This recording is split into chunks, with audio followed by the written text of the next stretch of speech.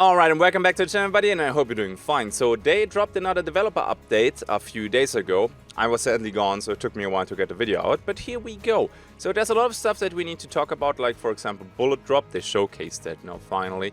Some silenced weapon improvements and other stuff. And with that, I would say, let's go. Hello, I'm Dennis Schwartz, Design Director for Showdown. Today we're going to talk about more gameplay changes and improvements for our upcoming August launch.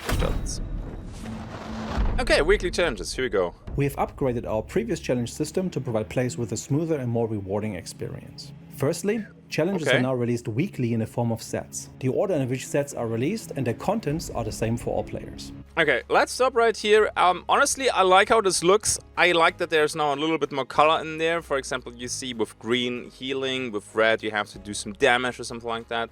I like the cards. You can already see that there's apparently an event going on while they recorded this, because that looks a lot like event points right there. This orange star, this badge, so that looks kind of cool. It seems like the daily challenges are gone and you only have the weekly challenges. Gonna be honest here, this whole user interface as always looks a little bit like console-ish, but I hope we will be able to navigate through that very soon. Honestly, I like this. I basically never check the daily challenges, and right here, weeklies, we can earn BBs again, which is kind of nice. 10 BBs for like, what, collect 18 clues, kill 80 grunts. I think I can do that. Lastly, progress for all types of challenges is now displayed during play, thus removing the guesswork previously required to figure out if you had finished certain challenges before extracting. So I like it that the challenges are for everybody. I kind of cut it off there, and my apologies. That is nice. With the tracking of the damage stats, keep in mind they got rid of that previously, so you cannot track PvP damage. For example, you have to deal damage with a Mosin on an enemy player, you have to deal 500 damage. It shows only a question mark, I think, or it's grey out or something like that. You cannot see the actual damage that you did. Now, I saw already a few people like, oh my god, now you can track in PvP how much damage you dealt, and yeah, kind of whatever, honestly. More or less. Careful though. I think in a close range combat scenario, you know when you hit them anyway, right?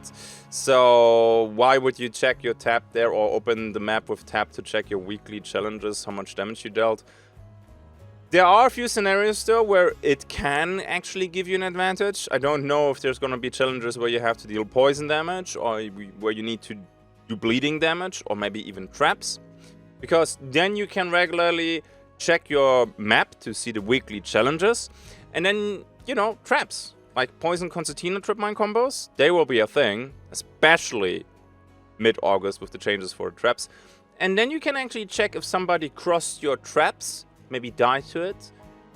That is some intel that you did not have before. Will it be a big issue? I honestly don't think so. I mean, it's okay. Now you at least know when you're done with the challenge. I like this quality of life more than the little bit of intel that you can gain every 1,000 matches, maybe. Traps improvements. Traps have seen several improvements to make placing them more reliable. Players can now experiment placing them at angles and try out new spots. Be aware though that doors will now always trigger wire traps placed in front. Okay, couple things to that. Thank you, Dennis, or Hunt team, for doing this. The amount of times that I lost valuable seconds in PvP because I struggled placing down my traps is too damn high, okay? So I'm super happy about it. I think you can do some crazy shenanigans with that as well. Like, I couldn't test it, right? But it would make sense that the alert trip mine shoots the direction the top of the trip mine is facing. Correct? So maybe you can place alert trip mines at an angle that when you open the door, the alert trip mines shoot the guy coming into the door? Maybe? Or maybe you can place them that it goes off, shoots across the room, hits a red barrel, and kaboom. I mean, I'm fantasizing here a little bit because I'm a trap nerd, okay? I like this, dude. I know a lot of people will be like, oh my god, dude, no, there's gonna be traps everywhere. I can't wait, dude. Can't wait. I'm gonna harass the bayou like no one ever did before. It's gonna be a lot of fun. At least for one of us. Every resupply in the game is no longer restricted to just 2 interactions. Saddlebags, toolboxes and ammo boxes, small and big, found in the world will always offer you something to replenish. Medical supplies will always allow a player to heal once. We also changed hunter corpses so they can always be looted unless burned. Vulture will now give you some hunt dollars in addition to other loot gained for 2 upgrade points. Not really a fan, to be honest. I think it was kind of collecting little hints and clues. Oh yeah, okay, our solo passed by when toolbox was only taken once, or there's a chance that it was only a solo, maybe the other guy didn't need it. Toolbox taken twice, and you know you're chasing a team and stuff like that. So you're kinda taking away intel from people who pay attention to the game. And honestly, I think there is enough stuff currently on the map to get, you know, ammo boxes, special ammo boxes, toolboxes. Now, if I drop a toolbox, I might even supply the enemy, even though my teammate and I took it already. This is another one of these changes. Why? Was this necessary? I don't know. I have to play with this first.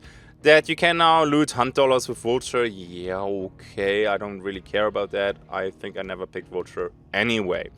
But okay, let's jump to the next one because that's gonna be really fucking nice. We've taken a closer look at iron sights Beautiful. and standardized the thickness of front sights across many weapons to make them feel more consistent and easier to use at distance. Silenced weapons have received some additional love by cutting off parts of the sights to make them easier to aim with. Now, right here, I think they're streamlining everything more and more with every patch. I liked it that the iron sights were different, like the front part of the iron sights having different thickness. For example, the Centennial has a thicker front part compared to the Mosin. So, yeah, again, was this necessary?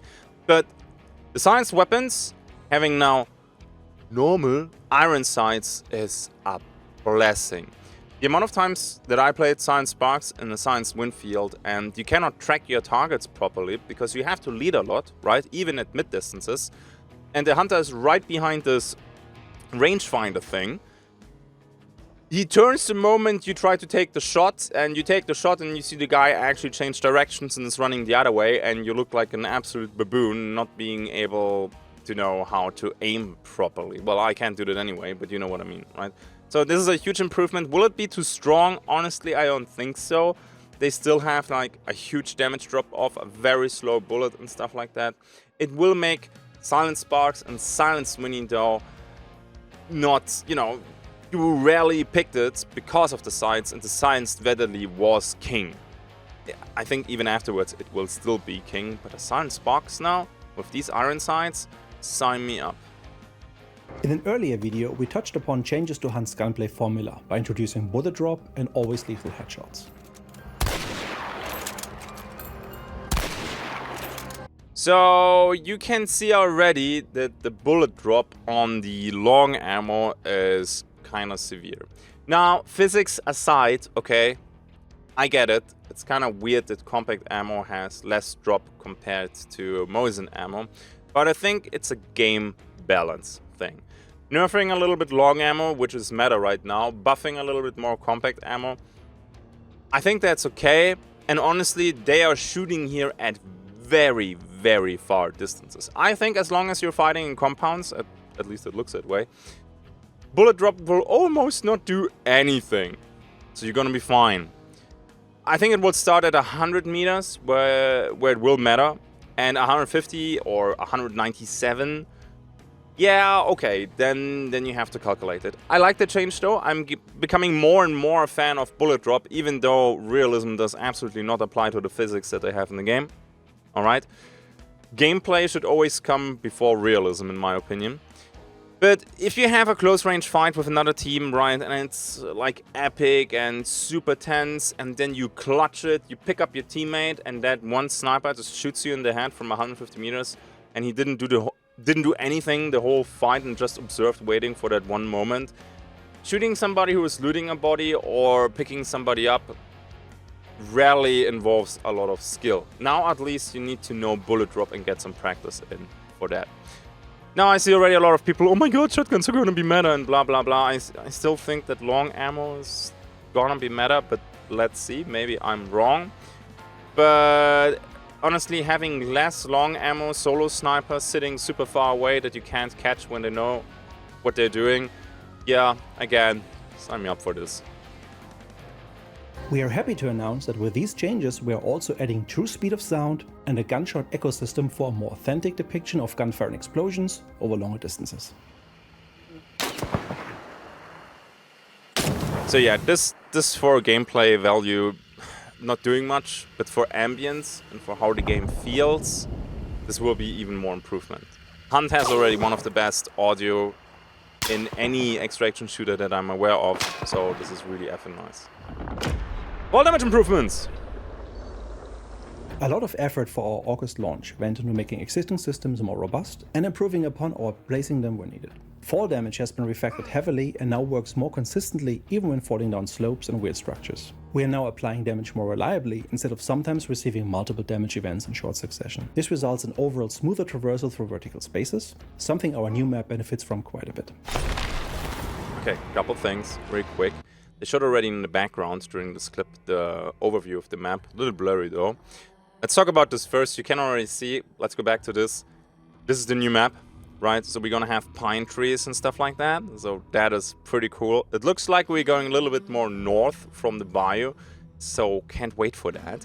Now, fall damage in Hunt is always one of these weird things. During early access we had no fall damage at all, so you could just jump down from towers and knife people. Yeah, it was a cool clip, but kind of when it comes to gameplay. And Hunt really struggles with fall damage, especially on the Sol. It's not just a meme. I don't know what's wrong with the map. Also, sometimes when you drop on something, the game doesn't register that you connect with that. And you fall a little bit more, and then you take massive fall damage. Or you take fall damage where you should not take fall damage. Prime example, jumping around at prison.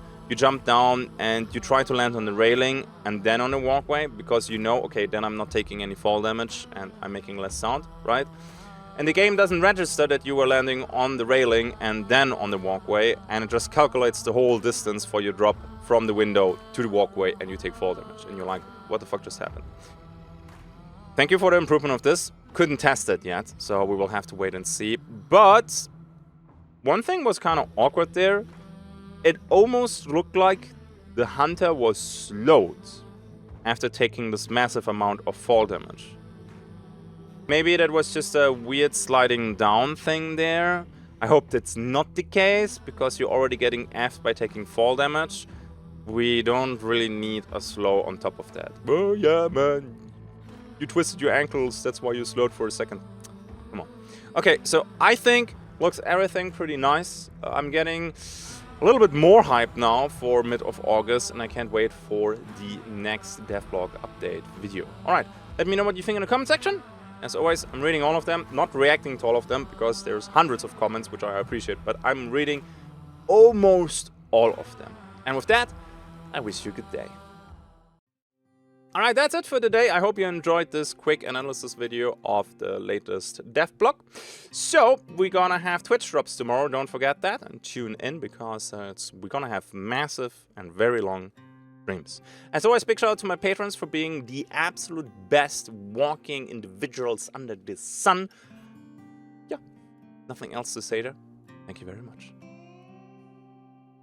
Thank you for watching. I don't know how many uploads I can do while doing Twitch drops, but I try to get a few rolling. I see you in the next one. Until then, have a good day and bye-bye.